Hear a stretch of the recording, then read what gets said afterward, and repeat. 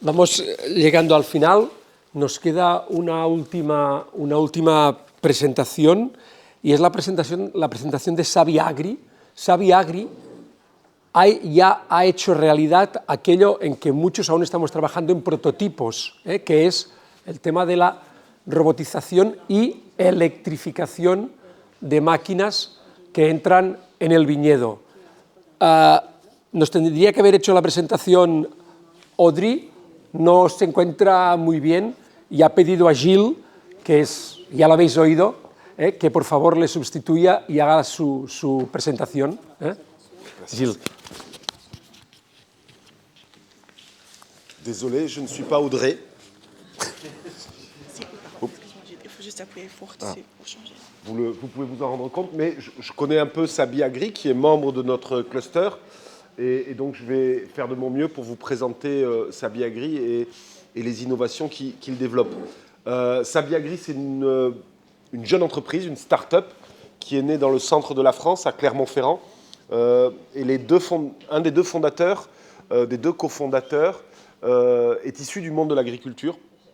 Et voilà, il y avait l'idée derrière de développer des engins agricoles, et notamment pour la vigne d'abord, qui soient en conformité avec sa vision de l'agriculture, des engins légers, qui ne compactent pas les sols, qui n'émettent pas de gaz à effet de serre, donc électriques, et avec par là même un confort de travail pour l'utilisateur, et qui soit cohérent avec les idées d'une viticulture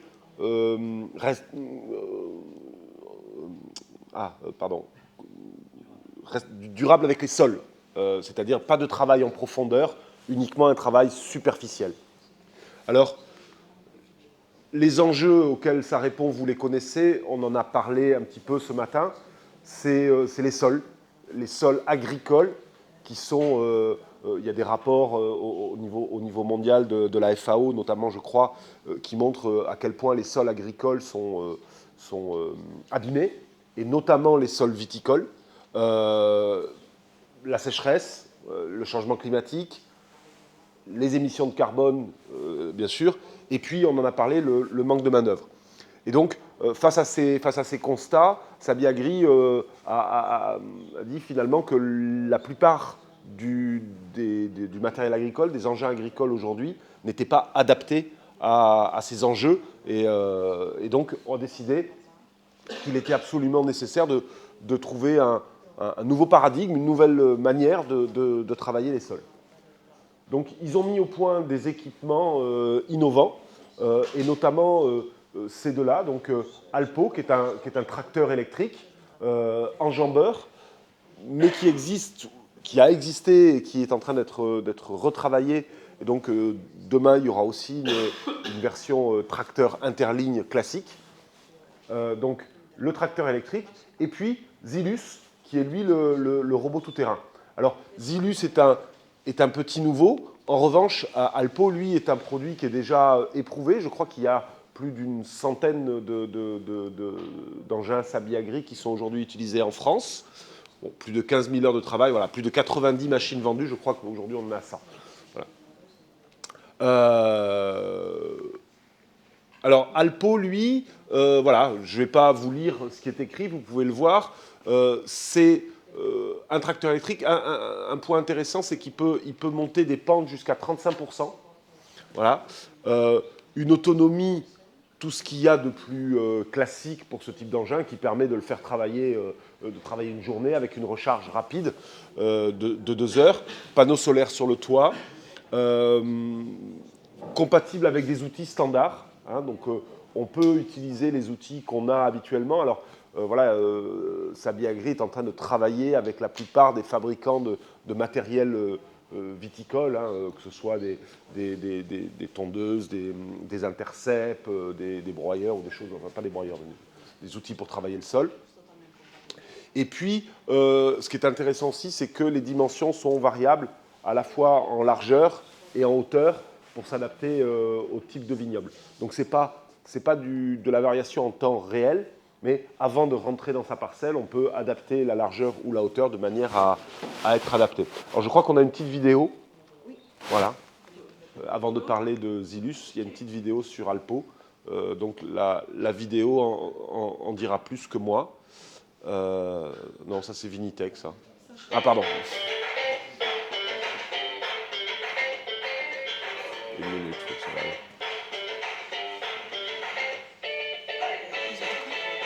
On avait dit quoi? Rien. Ah, je pense que tu avais... Non, j'ai dit une minute, ça va. Ah, ok, ok.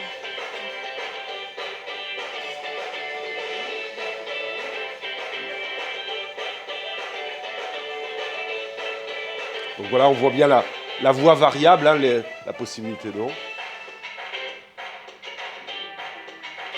Voilà, là avec des disques, avec des intercepts.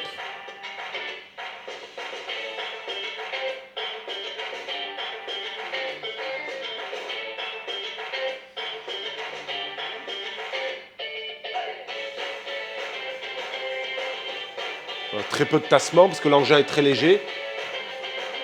Et effectivement, pour avoir discuté avec certains qui l'utilisent, l'absence de bruit et on entend l'outil travailler derrière. Donc c'est...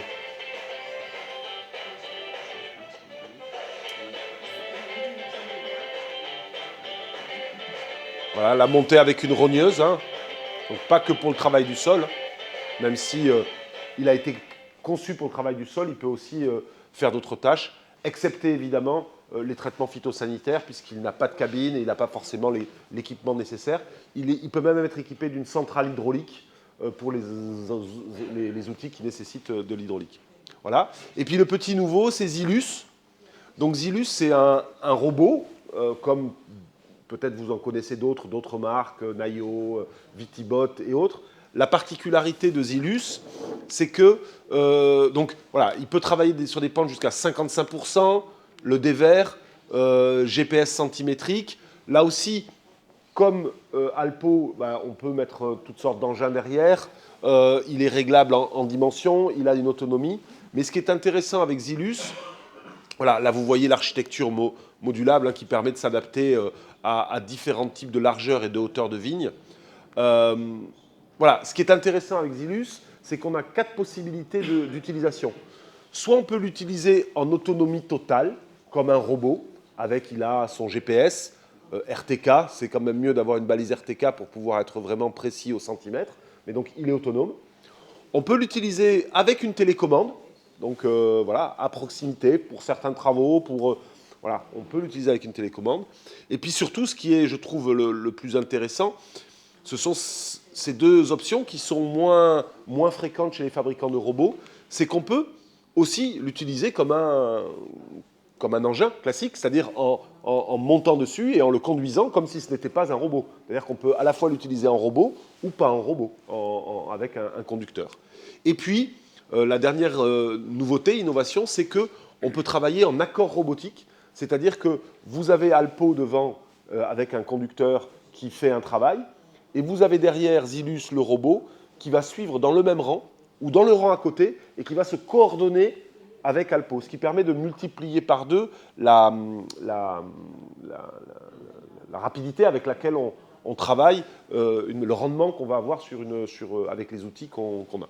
Je crois qu'il y a aussi une petite vidéo.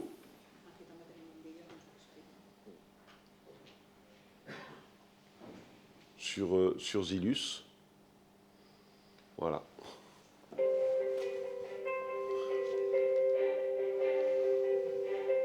Donc voilà, là il travaille tout seul, on le voit, avec des chenilles, hein, ce qui permet effectivement d'aller sur des pentes importantes et de moins tasser les sols. Voilà, donc là on est sur le mode en autonomie totale, avec le guidage GPS, en télécommande, notamment peut-être voilà, exactement comme c'est montré pour le faire aller sur la parcelle ou sur des parcelles un peu compliquées, avec le pilote sur le robot. Et en mode accord robotique avec le tracteur qui est devant, et le robot va donc suivre le tracteur selon la programmation qu'on lui a donnée, soit sur le même rang, soit sur le rang à côté. Et quand le tracteur s'arrêtera, le robot s'arrêtera.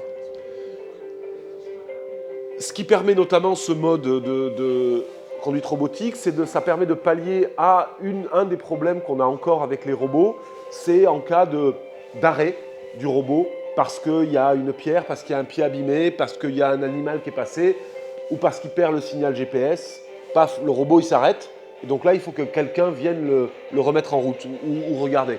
Si vous êtes sur le tracteur à côté, évidemment c'est pas compliqué, vous vous arrêtez, vous regardez ce qui se passe, et hop, vous repartez. Voilà. Je crois que elle est finie la vidéo là. Ouais. Voilà, évidemment, là aussi, un intérêt sur la partie émission de CO2 puisqu'on est sur des engins électriques. Voilà ce qu'on pouvait dire, je crois, sur... on va revenir à la présentation. Merci, Gracie. Tac, tac, tac. Non, mais c'est bon. C'est parfait. Voilà, il reste un slide ou deux. On était sur celui-là. Voilà, donc les avantages, en résumé... Non, ça c'est aussi des avantages à la Vinitech, mais les avantages en résumé, donc performance économique. Alors, 89% moins coûteux par rapport au fonctionnement. Je ne rentrerai pas dans les détails. C'est un calcul qu'ils ont fait à partir de données... générale et moyenne sur le coût du carburant, sur le coût de la maintenance, sur un certain nombre de coûts comme ça. Voilà, peut-être qu'il ne faut pas prendre le chiffre de 90% moins coûteux au pied de la lettre, mais je dirais un avantage économique, en tout cas, à utiliser ce type d'outil. La performance sociale, évidemment, zéro bruit, zéro gaz, zéro vibration, confort d'utilisation, visibilité. Et puis, performance environnementale, effectivement, évite l'émission de 10 tonnes par an de CO2. Voilà. Leur ambition à Sabi Agri dans 5 ans, c'est de multiplier leur chiffre d'affaires, leur capacité de production, donc croissance rapide, devenir le leader mondial des agroéquipements agroécologiques, notamment sur l'électrique, et donc poursuivre son engagement industriel à l'échelle internationale. Voilà. Merci de votre écoute. Désolé pour Audrey qui se sentait vraiment pas bien, et donc je l'ai remplacé au pied levé. Voilà. Et j'ai les cartes de visite d'Audrey, si certains sont intéressés pour aller plus loin. Gilles, thank you. Merci. Bueno, lo que pasa es que a partir de ahora lo que voy a explicar ya no es tan interesante como lo que han contado las diferentes empresas. Esta era la última empresa francesa que nos explicaba su experiencia. La verdad es que con las 6 empresas francesas que han venido, casi tenemos el ciclo completo, ¿no?, de la viña, porque utilizando un tractor eléctrico, con sus herramientas, gestionado con vuestro software, que llega a la bodega donde podemos recuperar el CO2, es decir, casi que podríamos hacer el ciclo entero con las innovaciones que nos habéis presentado hoy. Muchísimas gracias por estas presentaciones y solo 3 aspectos logísticos para terminar. El primero, todos deberíais tener encima de la mesa, cuando habéis venido, el catálogo con los contactos de la gente que estaba aquí. Por tanto, esta es una primera oportunidad. Segundo tema logístico, tenemos fuera un poco de comida, una comida casi que nos permite, yo creo que podríamos ya salir comidos, lunch, no sé, suficiente. Recomendación, la tortilla de patatas. La tortilla de patatas está muy buena. Recomendación, segunda recomendación logística. Y tercera, aprovechar el momento de la comida para probar las gafas, hablar con la gente que ha venido. Es una buena oportunidad. Todos los que estamos aquí, excepto alguna excepción, empezamos a tener cabello blanco, nos falta cabello y por tanto la interacción, valoramos mucho la interacción personal. Si fuésemos más jóvenes, el online, todo sería online, pero por la edad que tenemos aún, creo que preferimos la interacción personal. Por tanto, es un buen momento entre tortilla de patatas y jamón de poder ir hablando y explicar un poco cuáles son nuestras necesidades, qué retos tenemos y qué soluciones hay. On estaran? Back and forth from food to here, each company could have a space. Val, muy bien. Cuarto aspecto logístico. La comida está fuera y podemos ir, y aquí alrededor de los roll-ups habrá una mesa con las empresas de la misión Vinitec Innovant, por si... ¿Dónde está Vincent, que ha hablado de un software y no sé dónde está? Pues localizas su roll-up y él estará allí con la tortilla de patatas y el jamón y podréis compartir. Muchísimas gracias por venir y hasta la próxima.